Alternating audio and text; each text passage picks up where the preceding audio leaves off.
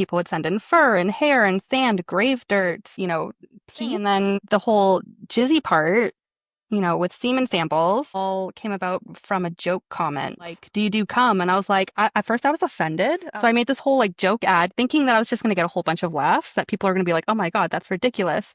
And then I got a whole bunch of serious requests for it. And I had to sit back and I'm just like, wait a second. I'm like, what did I just do? And, well, I guess the rest is history. Welcome back and happy Tuesday, turkeys. How long have we known each other? We've known each other for 2 decades. I am not apologizing for who I am or what I like or the people that I love. How do I be a wife? How do I be a mom? And how do I be myself and all of that? You didn't see that coming, did you? Well, you do a lot of online stuff. But for me, the first time I started recording, I started talking really weird as soon as I knew I was recording. See, I just do it so like I never play anything back, so I never listen to myself. I can't stand my own voice. So I literally I'm just like, I don't even review it. So whatever's posted is like completely unfiltered and unedited. So I just so hope that I get it right the impressed. first time. Okay, well, number one, I congratulate you. Number two, I will say that with this podcast journey, the worst part has been editing, and I think I still dissociate when I edit because I don't like listening to myself. Yeah, no, I'm the same way. But kudos to you for all the editing. Thank you. Oh, no, well, go shout out to Riverside because this hosting app is so helpful and they do a bunch of stuff for us. Anyway. Yeah. I didn't want to do an intro that I made for you because I don't really know you that well. And we didn't do a whole bunch of pre-interview, information exchange. So I figured I'd let you, if you're okay, telling us just a little bit about your kind of who you are, however that is for you, and what it is that you currently are doing on TikTok, or kind of, I guess, how you got there. And then we can dig in from there. But I didn't want to make up a bullshit intro because I don't know about you, but I hate when people do that. Yeah, no, for sure. Well, that awkward question that everybody hates in like interviews or like job interviews is like, tell me about yourself. And I'm just like, well, I'm 35, I think. Am I 35? I'm either 35 or 36. I can't remember right now off the hop. Oh my God. I'm pretty sure. I'm either 33 or 34. So you're fine. Right? I thought I was a year older than I was for like 2 years. And then I found out I was a year younger. And I was like, oh my gosh, I feel like I just gained a year of life. I'm a mom of 3 kids. I am a super creative person. I'm a hot mess, basically, who just likes making pretty things and living in my little bubble. I love that so much. So to give you kind of a background too, Kayla and I right now are working through like a creativity series, if you will, on our podcast. And we together are reading the book Big Magic by Elizabeth Gilbert. Have you ever heard it? She's the lady that wrote Eat, Pray, Love, which has nothing to do with this book. And I didn't even realize it until I read her bio. But anyhow, she just sort of talks about creativity and getting started and how important it is in your everyday life. And just, I guess, a little bit about me so you can get to know us a tiny bit too, is we sort of started the podcast out of the need for something creative because you are living the creative dream where you're living off of your creative venture. Yeah. I'm very much in a mind your P's and Q's job, as is Kayla. Yeah. So we had joked in the past that we needed an outlet. And originally when we were brainstorming ideas, we made the most ridiculous looking thumbnail for our podcast of our faces in like an outlet. Anyway, it's so embarrassing we didn't use it, but we're saving it for the future. Anyhow, that's sort of how this came out of everything, is just let's go find other people who are doing things creatively and celebrate that, because I kind of think everybody has a fun fact about themselves. Yeah. Well, and like I find too that like life just gets so busy for so many people, and especially like the stress of like finances and kids and like every day that I think a lot of people lose themselves and like lose like the little things that like made them like feel that joy and that creative spark. So because like I know that's what happened to me for the longest time, and like I hadn't touched art or anything for like over a decade before I got into making things. So it's I can definitely understand like where people get in those funks and like how important to like really break out that creative side of you again. And it's life changing. Like, even if you don't make money from it, it's like completely life changing. For sure. That kind of leads me to my next question. So obviously, I don't want to say salacious, but obviously some of the things that you make and the way in which you do some of them, maybe Yeah. shocking, surprising. I don't know. It depends what people's level of understanding are. I don't want to focus only on that.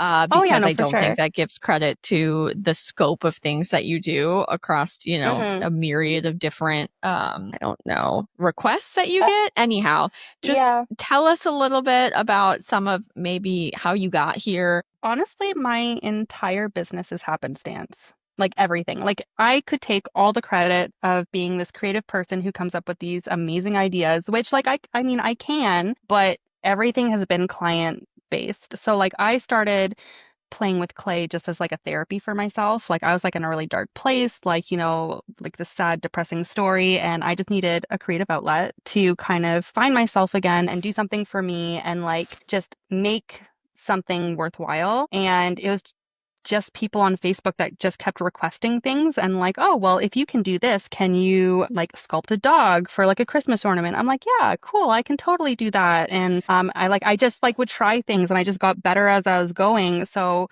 when it came to sentimental materials, I had a friend who tragically lost her son in an accident. He was like 1 years old, like not even 1 years old. It was like super, super sad. And she asked me if I could incorporate his ashes into something, into some jewelry pieces, so that way her and her family could have something because they were really having a hard time grieving, obviously. And I had never worked with ashes before, or anything like that. So I hesitated, but I said yes, well, obviously I'm here now, but like I said yes. And then I videoed it and posted it. And then I had another friend who was like, oh, well, if you can do ashes, can you do breast milk? And I was like, I don't know, like, because liquid with clay doesn't work. But I'm like, okay, if I can figure out a way to powder it, figured it out, obviously. And then did that. And then from there, the requests just kept coming for sentimental stuff. So it's like people would send in fur and hair and sand, grave dirt, teeth, just like the craziest thing. And then the whole Jizzy part, with semen samples, all came about from a joke comment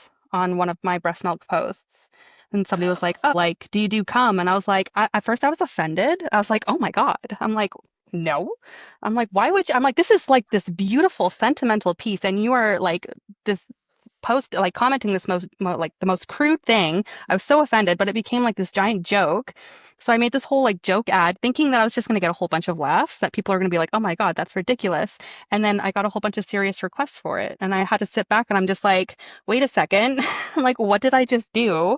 And well, I guess the rest is history. I don't know. I kind of just heard all the stories of why people wanted like semen incorporated into like jewelry pieces or sculptures and stuff, and it was just the reasons were not what I expected. And it kind of like snapped me back into this place where I kind of realized that like people view everything in life so differently and they value things on such different levels. And it's so beautiful to see how diverse people's like mindsets or like visions are. So I was like, I can't say no to that. So once I figured it out, so I was like, sure, why not?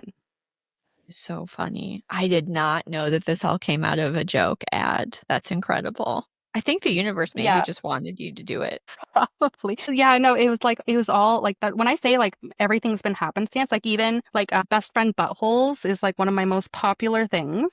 And it was just because I had a wonderful client who was like, I want you to make me two keychains, and like me and my best friend, always call ourselves like each other's favorite assholes. So we want to like personalize our little buttholes. And I was like, oh, that's so cute. So of course I videoed it because I video everything. And then all of a sudden I posted it and like my messages blew up. I'm like, what the heck is going on? Everybody's like, we want them too. So I was like, okay, well, I'll post it on the website just to make it easier. And then all of a sudden I'm like thousands of buttholes deep. And I'm just like, I never thought that buttholes would be so popular. What But I think I yeah, love so much about what you do is that it's a full range. The sentimental pieces, somebody reaching out about ashes and the memorial and all of that, which I imagine could get kind of heavy if people are sharing their Mm-hmm. stories all the time, probably like a tattoo artist, where you get a Yeah. lot of pieces and they come out of the story and sort of the therapy of that process. And then the flip side of the fun and the humor and things being light in life and maybe the whimsy a little bit. And then it Mm-hmm. turns into, a memorial pet piece or like a funny butthole. Yeah. And Yeah. it's such a good metaphor for life. Like life is absurd and there are things that are heavy and things that are fun. And I love that you get to do all of that. Because if it were me, it'd be hard to be pigeonholed into just one of those That lanes. that was like my biggest thing, and that's like what my biggest worry was just doing like one thing all the time. Because like if like I mean I love everything that I do, but like if I was only stuck doing one thing, I think I might go absolutely crazy. Yeah. But I think when a lot of people find my stuff, they don't necessarily see everything because they don't actually go through everything. So they like see a butthole video and they're like, oh, she's the butthole lady. But they don't realize that I do like all this other stuff. So sometimes I think people get a little frustrated because like my times are ridiculous. My wait times are like I need to catch up. I'm not gonna lie. I'm not even gonna sugarcoat it. Like I'm because I run the business solo. I have three kids that like I'm mainly like single parent almost full time. So like my everything's like so nuts right now, which is so good. I'm just gonna like take it as a positive, but like so when people are like waiting for like silly little buttholes and they're like, why is it taking so long? I'm like, it's because like I get like hundreds of orders for buttholes on top of like everything else that I do. So it's like I'm not just like, and so like I wish people would actually see the full scope some more, I think. Yeah. Yeah, Sorry, I that went on makes a sense. rambling. Yeah. No, no. If seriously, I've been watching your stuff on TikTok for a while. I think I came across you because one of my friends at my old job, again, I worked with a bunch of dudes, and one of the other women I happened to work with saw one of your Jizzy jewelry videos, and she Hmm. messaged me, and there were a bunch of the guys I worked with that were ready to get vasectomies, and she was like, "My God, we need to tell them about this." And then I'm a nosy motherfucker, so I clicked it, I watched your video, and I was like, "No shit," because at first she's telling me Jizzy jewelry, and I literally in my head was imagining somebody was walking around with a weird vial full of semen. That was what I was Yeah. imagining. And then I watched that. Then I got fully involved in my investigation and just went and watched a ton of your stuff. And I am not a big TikTok person. I mostly use it for the Hmm. podcast, but I Yeah. consistently have fun watching your videos on there because you do so many different things. Hmm. I swear to God, she sent me that video before we even did the podcast. I've just been fascinated. I find everything people do fascinating anyway. So Hmm. you could go down literally any rabbit hole and I'm going to be enthralled because I just think it's Well, so fun. you have to know everything. Like you have to like figure it all out and like understand it. I'm the same way. So it's like when I find something that I'm just like that piques my curiosity, I'm like all in it. So I totally hmm understand. So well, first, getting started, it sounds like your business sort of naturally grew. And it sounds like you Hmm. started just, like you said, playing with clay. It was therapeutic. You needed to get back into some kind of creative practice. Did you have any fear about putting it out on the internet? Like, how did you decide to start recording and putting it out there? And did you have any apprehension? No, no, I've been like not big on social media because like I didn't start really getting a following until like my business is what helped me take off like social media wise. But like I was big on like posting on social media before that anyways. So, and I'm more so of a mindset where it's like you will find the people that are right for you, and people who have anything negative to say, then they're just not for you anyways. And any comments that they leave just boost you. So the hate kind of Yeah, helps. So I just figured I'm it's like, true. well, yeah. And so I was like, and I can't grow and I can't like find the people that will like kind of resonate with what I'm doing if I don't put myself out there. So might as well. That totally makes sense. And you sort of touched on this because you said it helps that you do a lot of different things. But now that you're Hmm. doing this thing that started off as therapy, now that it's a business, do you find that you have Hmm. to go find a different creative practice to stay fresh? Has it changed now that it's your income earner? I honestly don't think I have time to think about it. Okay, well, I that's fair. feel like You have kids. yeah. Well, no, honestly, it's like because like business wise, like I work like 12 to 16-hour days, 7 days a week. So it's like, Okay. unless like, I'm sick or something's going on, just because like I'm so busy. And because like I've been doing this, I started 4 years ago. Um, and I swear every year it's like I feel like not that I start my business all over again every year, like, but like I find so many things happen and I'm like, honestly, if somebody could come in and just run the whole business for me and I could just do the creative part and I just make pretty things, I'd probably be so much happier. Yeah, I'm a that great makes business sense. person, but it's just so much. And I've made so many mistakes along the way. I've like underestimated myself, overestimated myself.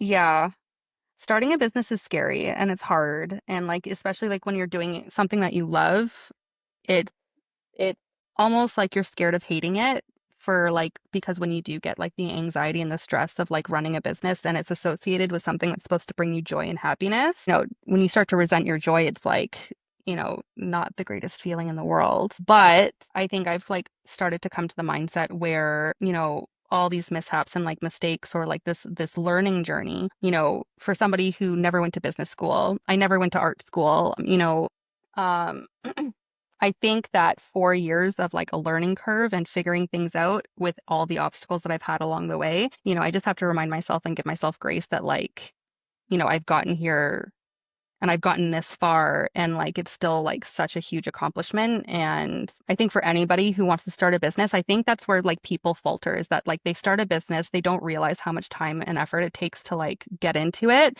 And then they like fuck up for the first time or they run into like something that's like, doesn't feel the greatest because like, it's like that obstacle. And then they're like, oh, not for me or it's too hard or like I can't do it, right? And like people like see my videos or see my TikTok and they're like, oh my God, she's so successful. Like she gets so many views, like she gets so many orders and whatever. And I'm just like, oh man, like I fuck up all the time. Like I'm just like a clusterfuck of like chaos. Like everything's organized, like that part's organized and like all the like love and detail goes into my pieces. But outside of that, my life is like I'm just a hot mess, like doing hot mess things and just trying to love love and enjoy the ride along the way. That totally makes So, sense. mhm. What's a piece of advice? Maybe that's the wrong way. What's like something you wish right now you could go back and tell yourself year one? Year one, to have more confidence in myself and that I can do more than I think I can. In the beginning, when things first blew up, I was getting all of these messages, like I couldn't keep up. Like there was hundreds and hundreds and hundreds of messages. And I instantly thought that meant I needed to bring people into my business to help and to like expand and this whole like not corporate but like capitalist mindset of like, oh, you need to expand, you need to grow. If all this is happening, then you need more people so you can get bigger and be more successful, right? And so like I would bring people in to help me and I would train people and like have people do certain things, so like at one point I had like a team of 8 people that, Oh, wow. I had helping me. And number one, I hate being a boss. I hate it. I'm not like, I hate being a boss. Having people inside my happy place when there's like outside drama and like outside things is just way too much for me. Like, and once everything kind of settled and like I was taking my business back for myself, I realized that I could actually do everything by myself and that I actually didn't need anybody else. And so that was like where like I made the biggest business mistake because I didn't have confidence in myself and I didn't think that I could do it. I'm not gonna say wasted money because like but like that mistake cost me like hundreds of thousands of dollars. Okay. So like it was like a learning curve that like was like more like a punch to the face than a slap. So Mhm. I think my biggest piece of advice would be like have confidence in yourself and people can wait. I think Yes. that's like the biggest thing. So if you can't get to like messages right away and you think that, oh my God, I'm going to lose that person as a client just because I can't get to them right away because there's like a big blow up, if they are really invested in your work, if they're really invested in you as a business and what you're doing, then they will wait and they won't. And if they are going to get upset with you because you weren't able to get back to them fast enough, then they're not they're not the client for you anyways. You know what I mean? So that makes a lot of sense. And I can see, well, as someone doesn't like being told what to do, I can see how maintaining that control of your business would be so important and how hard it could be.